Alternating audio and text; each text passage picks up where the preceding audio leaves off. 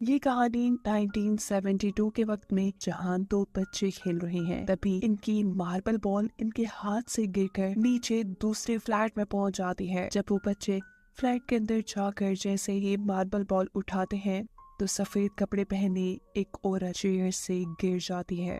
असल में वो काफी देर पहले ही मर चुकी थी।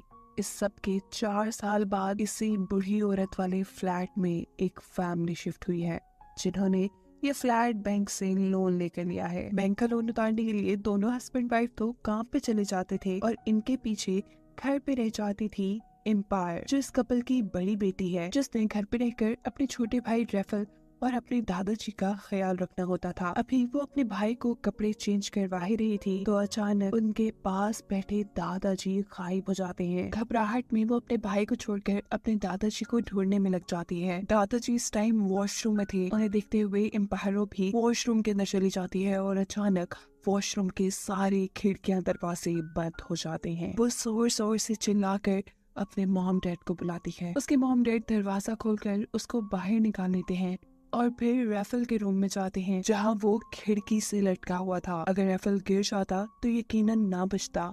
उसके डैड अपनी वाइफ को खामोश कराते हुए जल्दी से जाकर रेफल को पकड़कर कमरे में ले आते हैं और फिर एम्पायरों को डांटना शुरू कर देते हैं। एम्पायरों ने बताती है कि यहाँ दादाजी अजीब तरीके से गायब हो गए थे, फिर अचानक वॉशरूम के दरवाजे बंद हो गए और जब मैंने नीचे से देखा तो मुझे नीचे एक शैतानी पाँव नजर आया। एम्पायरों के मॉम डैड उसकी कोई बकवास नहीं सुनते और उसे ही डांट कर यहाँ से चले जाते हैं। सीन कट होकर हमें एम्पायरों के दूसरे भाई को दिखाया जाता है, जिससे अपनी रूम की खिड़की पर दूसरी बिल्डिंग से अटैच रेलिंग पे एक लेटर मिला है। इस लेटर पे एक लड़की का नाम लिखा था। एम्पायरों के भाई को लगता है कि शायद ये लड़की उससे दोस्ती करना चाहती है। वो भी अपना नाम लिखकर उस रेलिंग पे लगाकर दूसरी बिल्डिंग तक पहुंचाता है और काफी देर उस लड़की के वेट में खड़ा रहता है जो ये लेटर लेगी। थक कर जैसे ही वो साइड पे होता है तो उसे दोबारा रेलिंग से आवाज आने लगती है। जब वो देखता है तो उस जगह एक और लेटर पड़ा था, जबकि दूसरी तरफ रेफल अपने कमरे में ड्राइंग कर रहा था। और इस मर्तबा दोबारा एम्पायरों के दादाजी घर से चले जाते हैं।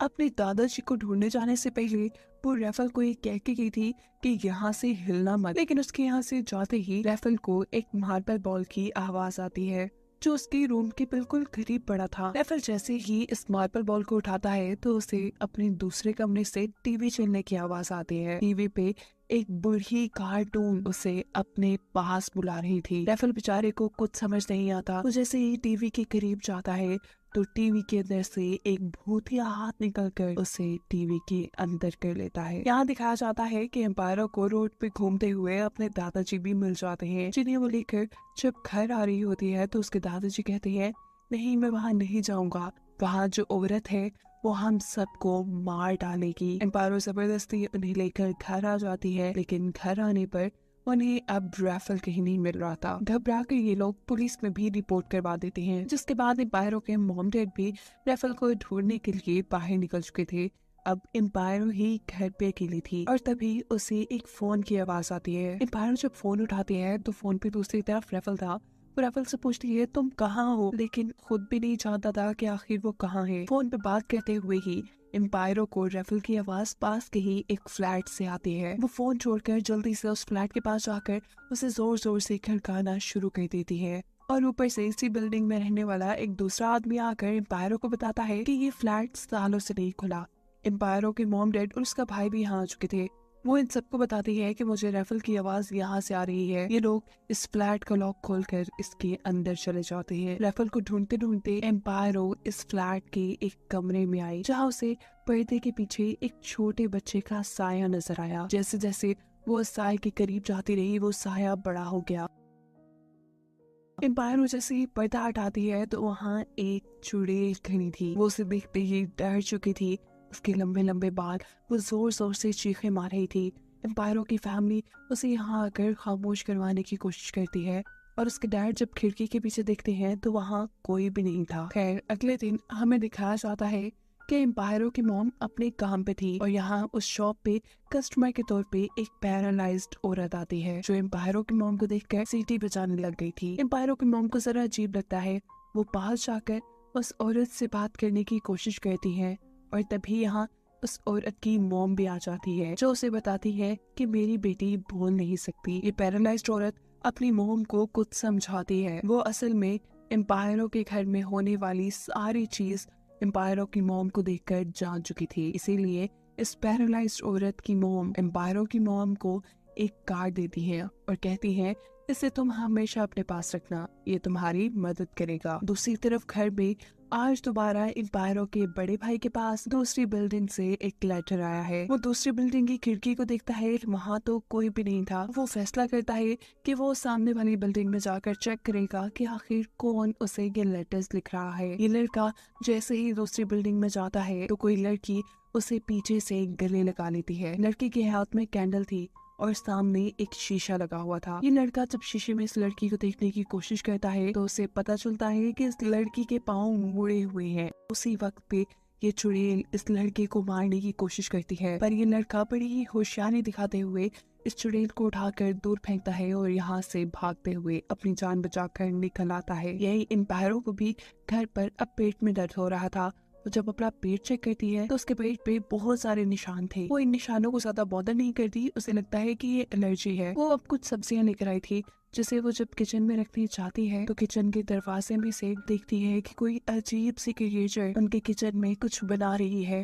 वो जल्दी से दरवाजा खोलती है तो उसे पता चलता है कि ये तो उसके दादा है। अंदर जाकर जब वो अपने दादाजी से बात करती है तो उसके दादा अब उसके छोटे भाई यानी रैफल की आवाज में उससे बात कर रहे थे। इसी टाइम पर दोबारा फोन रिंग करता है। एम्पायरो जब दोबारा फोन उठाती है तो उसे रैफल की आवाज आ रही थी। पहले की तरह ही रैफल से बात करते हुए उसे रैफल की आवाज पास के एक फ्लैट से आ रही थी। वो फोन को ऐसे ही छोड़कर जल्दी से उस फ्लैट का दरवाजा खोलती है और फाइनली उनका भाई उसे उसी फ्लैट में मिल चुका था। इस अजीब वाकये से अब पूरे घर वाले डर चुके थे। रैफल और एम्पायर की मॉम अपने हस्बैंड से कहती है, बस अब और हम यहाँ नहीं रहेंगे, हम इस घर को छोड़कर कहीं और चले जाएंगे। पर ये आदमी कहता है, नहीं, हमने इस घर को खरीदने के लिए बहुत सा बैंक लोन लिया है, हम इसे नहीं छोड़ सकते।